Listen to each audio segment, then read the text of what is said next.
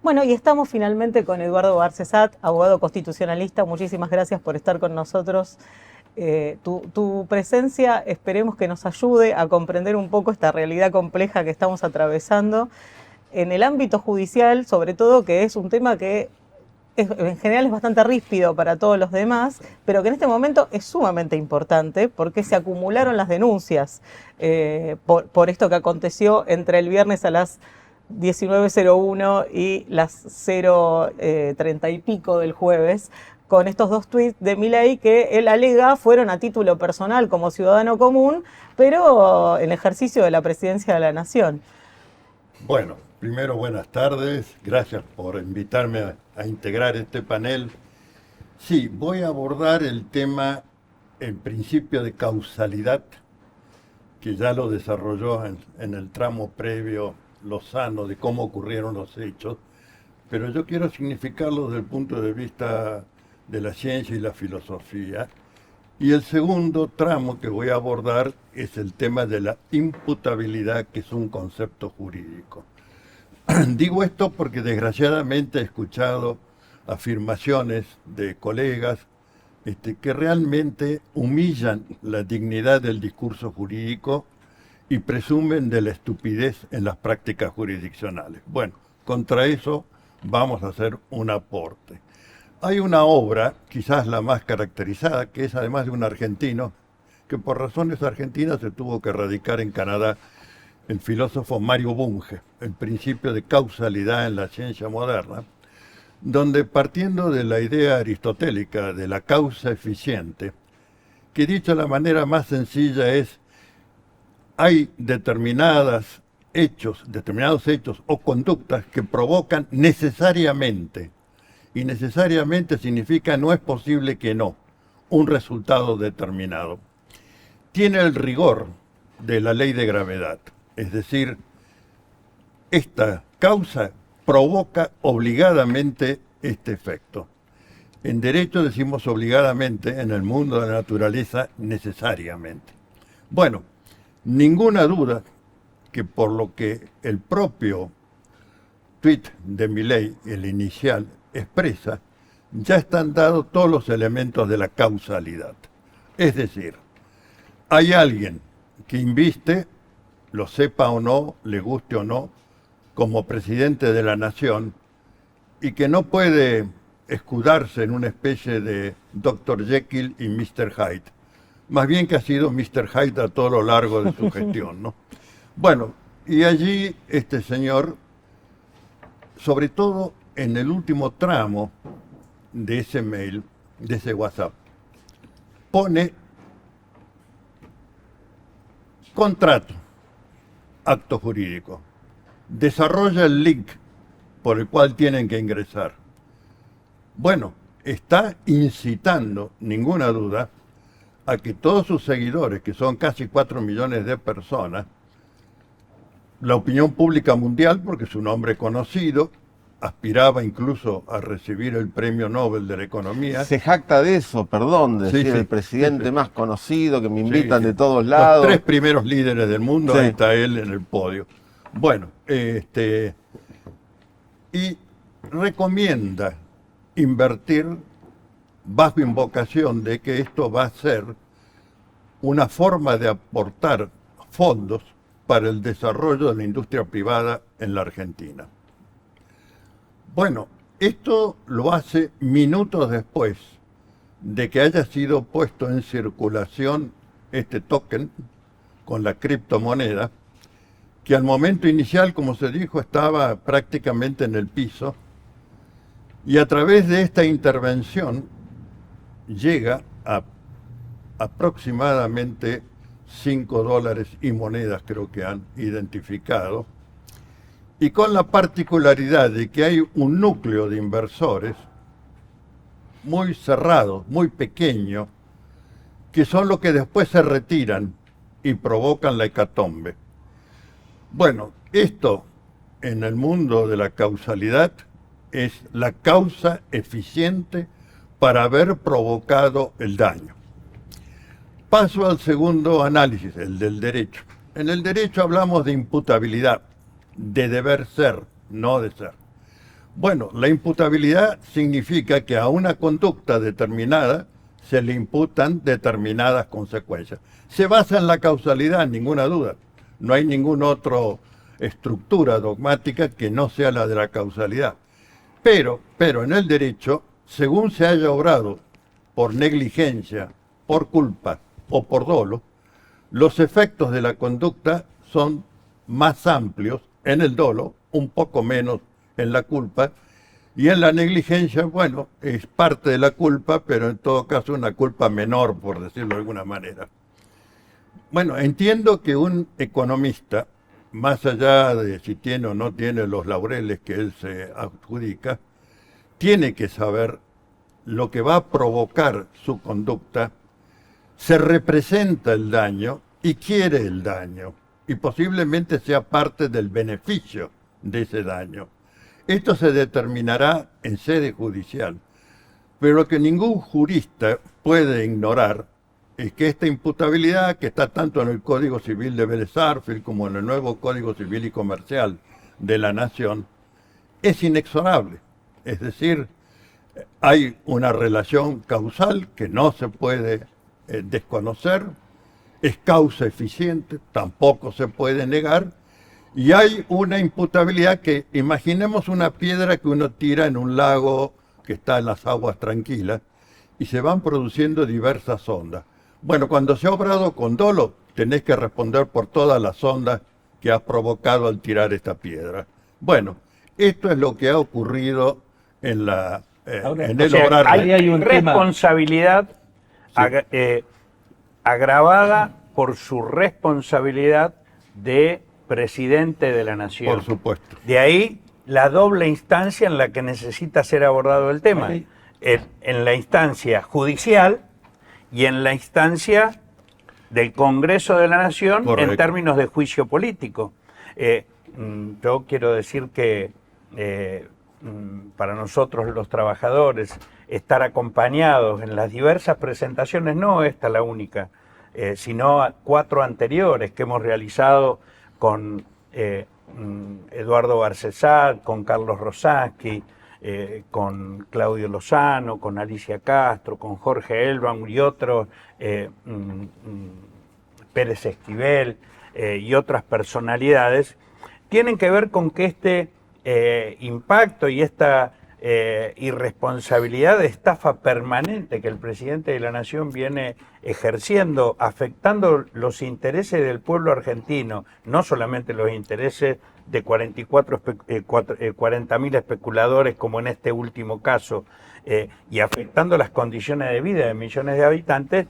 Bueno, por fin el Congreso de la Nación se aviene a abordar esta cuestión, porque esto no solamente requiere investigación, como dice alguno, requiere un abordaje profundo de juicio político, de investigación en la justicia, para determinar el nivel de daño y de intereses afectados por estas estafas consuetudinarias que viene realizando el presidente. Bueno, solo quería decir algo. La CTA, aclaro, acaba de ser parte de la presentación de un pedido de juicio político, y yo quería preguntarte una cosita que... Y la respaldamos las dos CTA, el juicio político. Una cosita previa, Gladys. Perdón.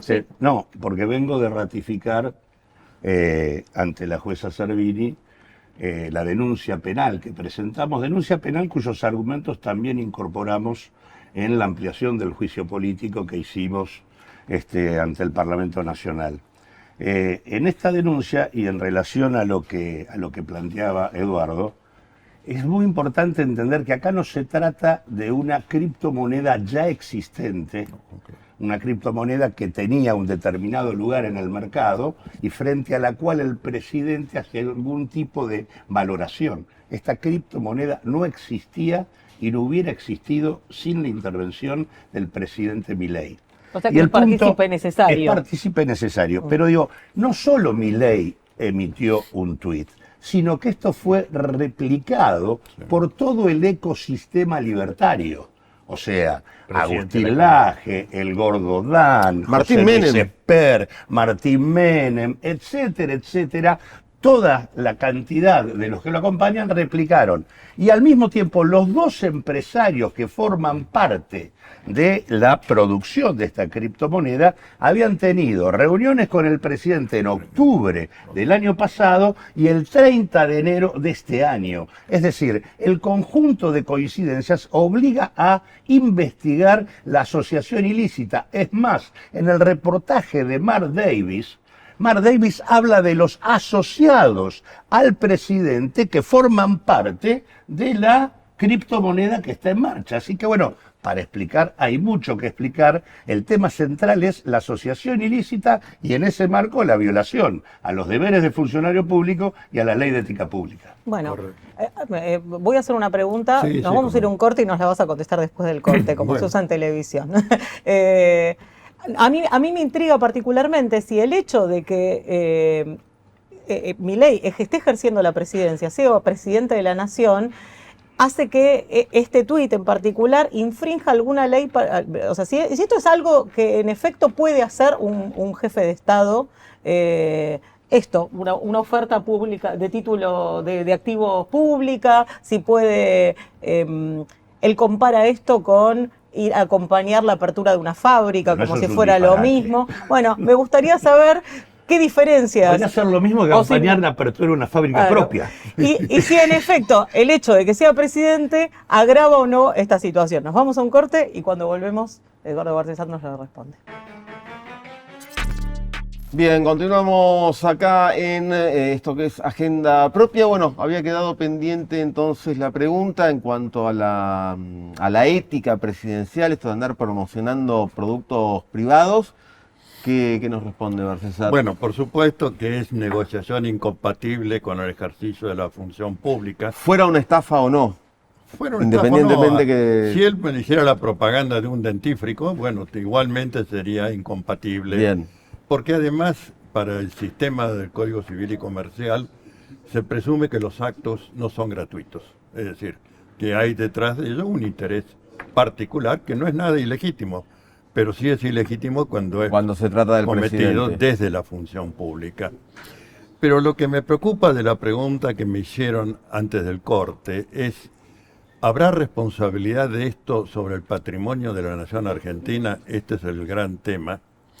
Y ahí también tenemos que distinguir que una cosa es la continuidad jurídica de los estados, cosa que erróneamente interpretada, para gran desgracia de todos los argentinos, ha presidido el tema de la deuda externa, ¿no? Es decir, la contrajo un usurpante del poder político, pero hay continuidad jurídica, bueno, seguimos pagando.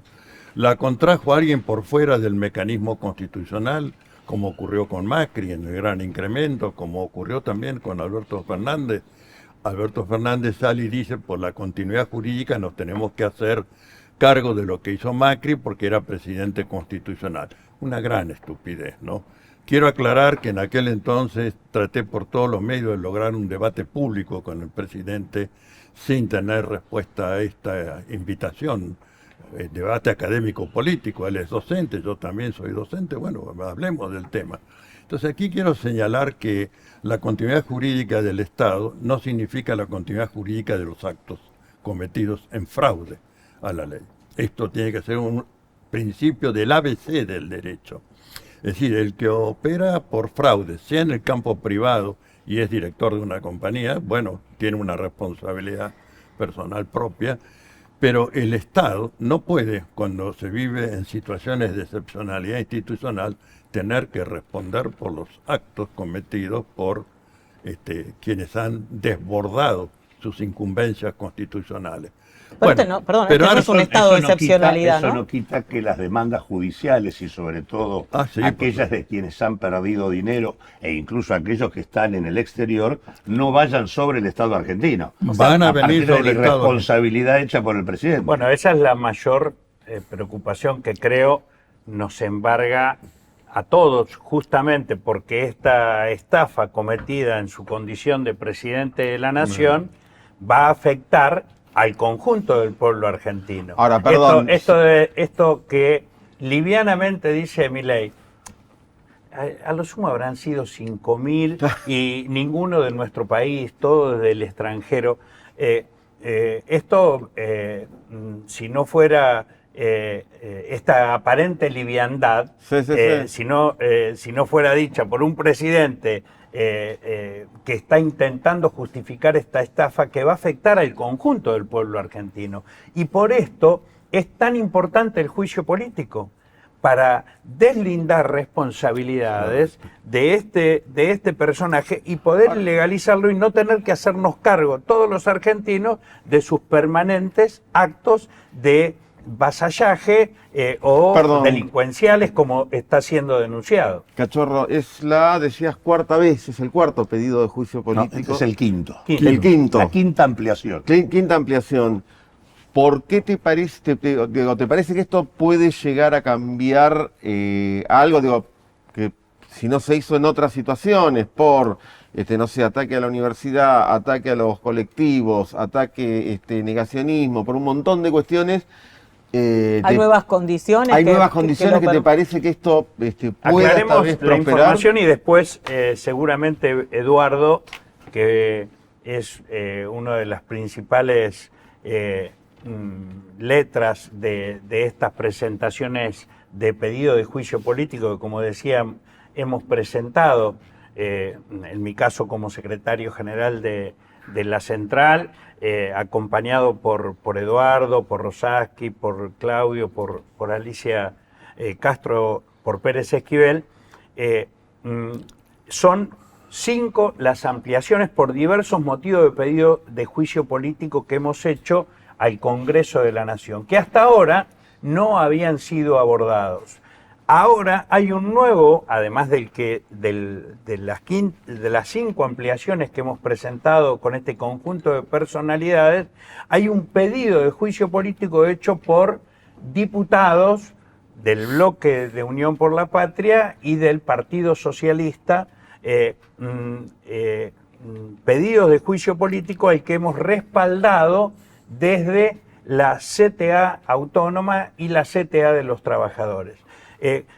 Como dije en el programa anterior, la perspectiva de juicio político tiene que ver con la responsabilidad institucional de actores sociales y actores institucionales, en este caso en el Congreso, pero también por la capacidad de construir escenario político que no solamente tenga que ver con los propios tiros que se pegan los pies o en su línea de flotación el propio presidente de la Nación con estos escándalos a cielo abierto, sino también con la acción política que los distintos actores ejerzamos, creando condiciones para que el Congreso no pueda hacerse el distraído ni mirar para otro lado cuando hablamos de semejantes agravios institucionales que el presidente Milei está efectuando sobre nuestra Constitución y sobre la vida de los argentinos. Deberíamos decir que hemos abordado los aspectos institucionales y económicos, es decir, lo que la caída de la institucionalidad ha provocado en la economía, que es decir, en la condición de vida de la gran mayoría del pueblo argentino. Primero fue con el decreto DNU, Necesidad de Urgencia 70/23, que es un adefesio jurídico, proseguido por la ley, el primer proyecto de ley base. Lo que se aprobó es igualmente malo, porque con declarar la emergencia pública y darle facultades delegadas, desbordó nuevamente el marco de la propia ley. Bueno, todo esto ha llevado a una situación en que hay una sola autoridad en la Argentina, que es la del presidente de la Nación y sus colaboradores, o diría partícipes penalmente responsables, visto desde este punto de vista. De manera que hemos llegado a emplear la expresión el genocidio silencioso del hambre, por referir a lo que esto ha provocado en la vida, es decir, privación de ingresos dignos, privación de medicamentos, de tratamientos. Todo esto ha afectado fundamentalmente a la población adulta y a los niños. Esto es imperdonable, porque esta expresión, genocidio silencioso del hambre, no es nuestra. La tomamos del mayor experto de Naciones Unidas en materia de derechos económicos, sociales y culturales, profesor noruego Asjorneide, presidente vitalicio del Instituto Noruego de Derechos Humanos y autor intelectual del pacto, ¿no? Y él cotejando los muertos en la Segunda Guerra Mundial, casi 60 millones de personas, y los que se mueren cada bienio en el mundo por falta de condiciones dignas de agua potable, de alimentos, de medicamentos, etcétera, son superiores las cifras de muertos. Y esto no es una muerte natural, son muertes con un contenido social. Y acá lo estamos viviendo ahora, desgraciadamente, en carne propia. Pero bueno, volviendo al tema de la responsabilidad, va a ser un tema arduo, porque frente al damnificado el Estado va a tener que responder. No va a haber en esto, desgraciadamente, ninguna forma. Lo que debe hacer el Estado, lo propusimos al inicio de la transición democrática, es que todo lo que hubiera que reparar económicamente, hubiera acción de reinverso, como decimos, contra los autores del obrar antijurídico, es decir, los epígonos del Estado terrorista. Lamentablemente, nunca la Procuración del Tesoro de la Nación, que es el abogado jefe del Estado, inició acción alguna. O sea, sobre los patrimonios particulares de los solamente implicados. un particular, Tarnopolsky, con el muy buen patrocinio letrado de su abogada, logró la condena de Macera, además de la condena del Estado, para indemnizarlo patrimonialmente a esta familia que sufrió una horrorosa afectación a varios de sus integrantes. Bueno, la doctora Stein, Bettina Stein. Bueno, una tarea muy laboriosa, pero logró un pronunciamiento que es un ejemplo de saber jurídico. Bueno, volviendo a esto, tengamos presente que como esto ha influido y producido efectos en distintos países, obviamente que abre la jurisdicción territorial de cada país. Ya Estados Unidos salió inmediatamente, los abogados de ciertos estudios jurídicos están publicitando, venga, nosotros le vamos a reclamar, esto es una class action o acción colectiva, y bueno, esto tiene por supuesto una repercusión internacional y un desprestigio para la nación argentina, porque ya ocupamos un podio con el terrorismo de Estado y ahora ocupamos otro podio con esta suerte de terrorismo económico, ¿no? Eduardo, digo, a los efectos de llevar adelante el juicio político, ¿se debe constituir una comisión? ¿Hay otros atajos? ¿Es muy engorroso? ¿Cómo es? Bueno, como se ha dicho acá, iniciamos en abril el primer pedido de juicio político.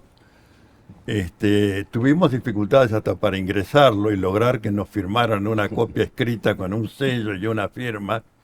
Es decir, hubo una actitud de avestruz de parte de la Secretaría de la Presidencia de la Cámara de Diputados, seguramente respondiendo a directivas de su titular, de obstaculizarnos lo más posible o hacernos un poco humillante, diría, el estar ahí 2 horas esperando a que un funcionario baje con un sellito y ponga una firma.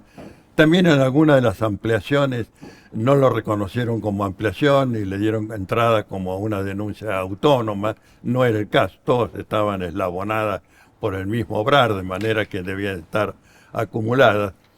Pero creo que ahora esta comisión, que no funcionó desde el 10 de diciembre del 2023 hasta ahora, empieza a funcionar. Efectivamente emitieron un comunicado diciendo que se abre el proceso. Claro que lo primero que hicieron fue poner como tarea investigativa a la Oficina Anticorrupción, es decir, a la Escribanía de Gobierno, para decirlo más claramente, ¿no?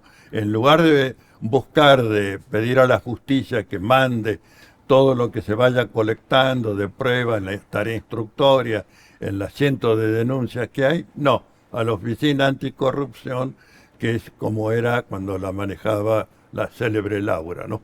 Bueno, esto demuestra también las limitaciones que vamos a tener que enfrentar, pero no podemos negar que es un paso adelante, que se haya abierto la tarea y que por supuesto este crescendo imparable que tiene el escándalo lleve a que venzamos estas barreras de pretender desviar la investigación y convertirla en una especie de certificación de inocencia de Javier Milei y determine las responsabilidades que van a llevar solamente a la separación del cargo, quiero aclarar, de él y de los que han estado comprometidos en todos estos actos. pero no hacía la responsabilización penal, que por supuesto es materia exclusiva del Poder Judicial. De manera que estamos asistiendo a 10 días que conmoverán a la Argentina, ¿no? El dato político es que quienes hasta este momento no se animaban a decir nada No. sobre el juicio político han comenzado a hablar del juicio político. Exacto. Bueno, Eduardo, te despedimos. Muchísimas gracias por haber venido, por esclarecernos algunas cuestiones que estaban sumamente oscuras para la mayoría de nosotros. Y quédense ahí que ya volvemos con más Agenda Propia.